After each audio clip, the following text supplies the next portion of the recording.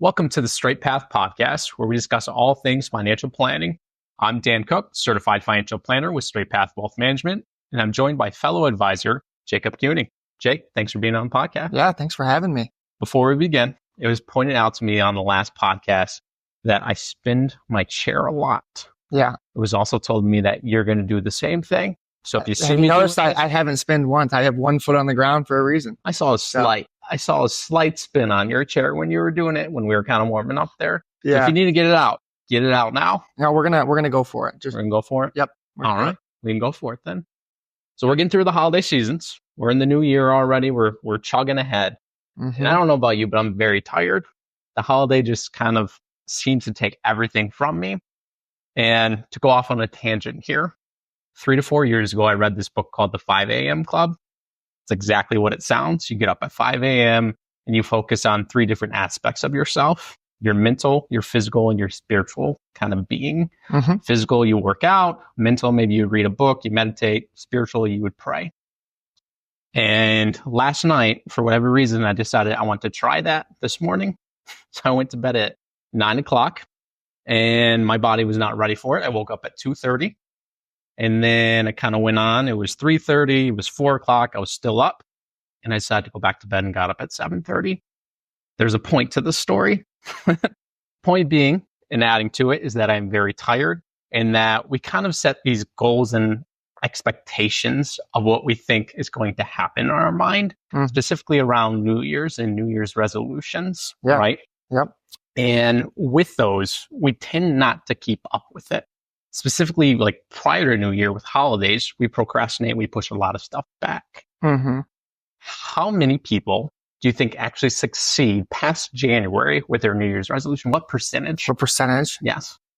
This is New Year's resolutions. New right? Year's resolution. And it has nothing to do with physical activity versus, I'm going to get up at 5 a.m. versus okay, nothing. I would say 18% of people make it out of January continuing on to their New Year's resolution. Very close. It was 12%. 12%. Okay. But that shows one thing. When people commit to something, a lot of times they don't stick to it. I think we see that a lot on the financial side of things too. Yeah. A lot of people during the holidays will push off, like, we can worry about our budget later on. We're going to spend what we need to spend. We're going to shop and we're going to do all these things. Yep. New Year's comes around. We're going to say, all right, this is my year to get on track. Mm-hmm. This is my year to kind of start the financial planning process. This is my year that I want to retire. I want to see what that looks like. What do you think in your mind is the first step for someone to take to start that planning process? Well, if they're not already connected with an advisor, that's a great place to start. And I think that is the big hurdle for a lot of people, is they say, all right, okay, I want to get my finances right in 2025. Where do I start? And like you said, the New Year's resolution thing doesn't always work, because odds are 12% of them are going to continue it if they do it on their own, right? And they don't go get help, right? And so getting an advisor is a great place to start. And on top of that, there's a lot of great resources out there, whether it's talking to a friend saying, hey, who do you use as your advisor? Or, doing some Google research and some anecdotal research on your own. Getting hooked up with an advisor is going to provide you, one, the expertise that you need, right, to get going. And they're going to help guide you off that kickstart, right? Because this is what we do every day, right? We help people start these financial planning processes. So it might feel daunting to somebody, but we know exactly how this works. On top of that, I think that they also offer a little bit of accountability, right? So when you have a buddy going to the gym with you at 5 a.m., you're more likely to continue to go to the gym, because you're like, hey, if I don't show up, my buddy is going to be at the gym by himself, right? There's that little bit of that kind of accountability. So in times where maybe you would fall off the financial planning track, you have an advisor there pushing you or reminding you, or sending follow-up emails. We send lots of follow-up emails to clients saying, hey, remember we talked about X, Y, and Z. Let's get that done, right? And that can spur them to get that done, versus if they did it on their own, they'd be like, I want to start this thing, but then things get busy, right? Kids are in sports, or, people need care, all that kind of stuff. So I think starting with an advisor is a great place to start the financial planning process, because we do it every day. We know exactly how it starts. Yeah. And I would say the sooner the better, regardless of where you're at in life, right? I mean, you could be in your 30s, you could be nearing retirement. The sooner you talk with someone And it's free to talk with someone. We're not going to say, hey, we're going to charge you just for this hour, 15 minutes, whatever it may be, just to meet with you and talk. Yeah. We're going to discuss your situation. We're going to see if it's something we can help with. And if it is something you're going to help with, we're going to kind of go forward from there with our steps. If it's not, we're going to try to educate you and get you in the right direction. So that way, at least we help you in some way. That is our priority. Priority number one is making sure that you come away with something when you talk with us. Yep. Right? Yep. So from a value aspect, you kind of alluded to already, we're that friend that kind of motivates you to go to the gym. What do you think the top 3 most valuable things of an advisor are? If you don't have 3, that's all right. Just maybe your top valuable thing or the most valuable things that an advisor can provide to someone. Yeah. Yep. People have heard me go on a little bit of this soapbox before. The advisor in today's day and age is far different than maybe the advisor of 2005, right? Or even 1990. Advisors for a long time were an access point to the market, right? You needed an advisor to sell you a stock or to buy you a bond or X, Y, and Z, right? And now here in 2025, we are our value is placed much more in the advice that we give, whether it's tax planning, whether it's estate planning, whether it is investments, whether it's insurance planning, stuff like that. That's where our value is for clients. It's not, hey, buy XYZ stock or sell XYZ stock.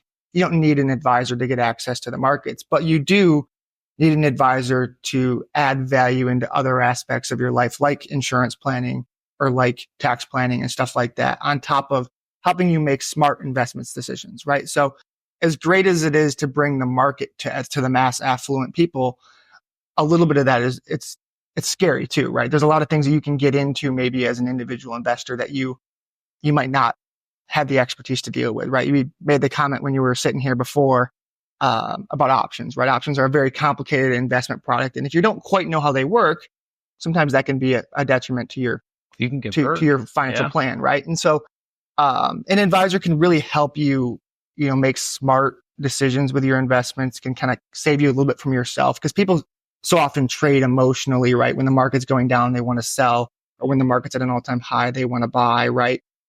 So being a much more kind of like a psychologist for your money, right? Essentially saying, hey, this is what the research will tell you is the best thing to do at this point in time.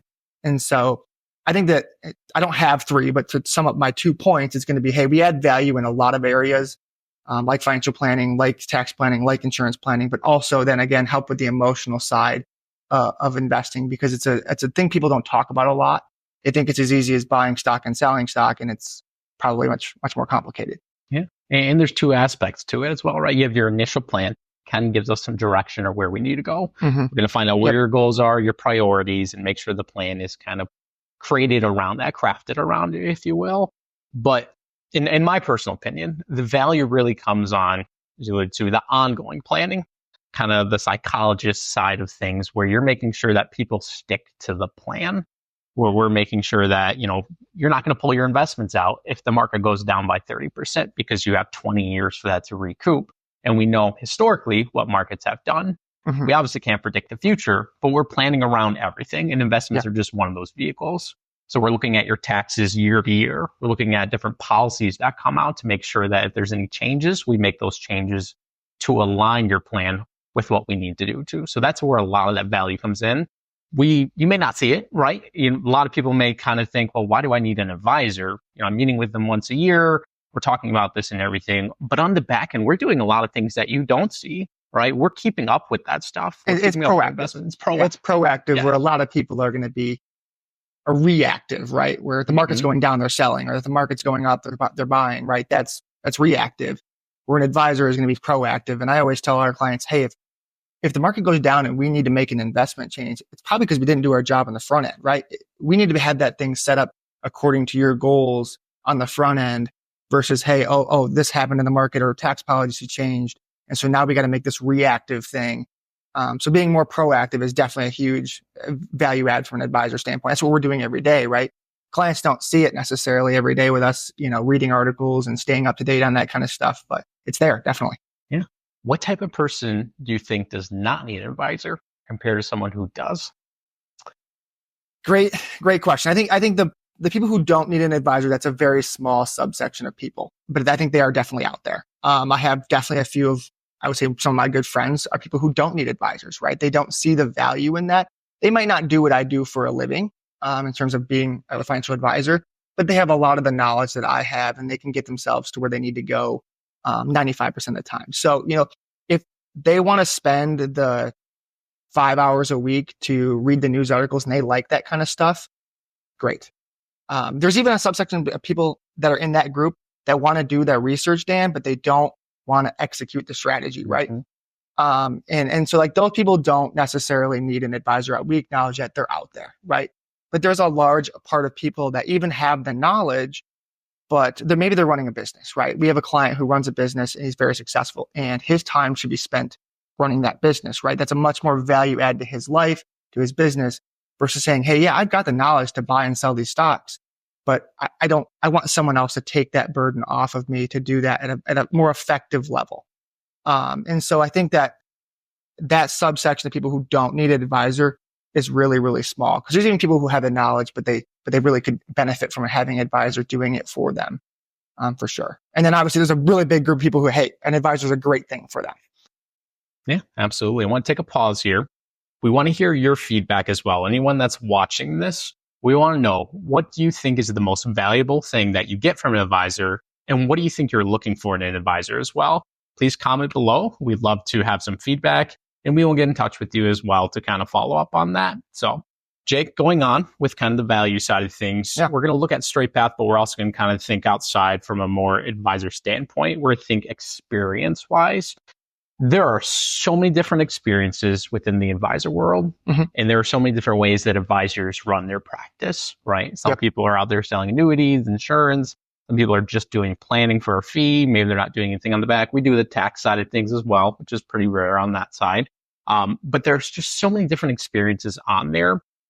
From you started out at Straight Path, correct? Yes. And you've been here the whole time. I've been through a couple of different companies as well, but I think that is a good thing, right? We have a mix of people in this office that have these different experiences to bring to the table, and we work as a team.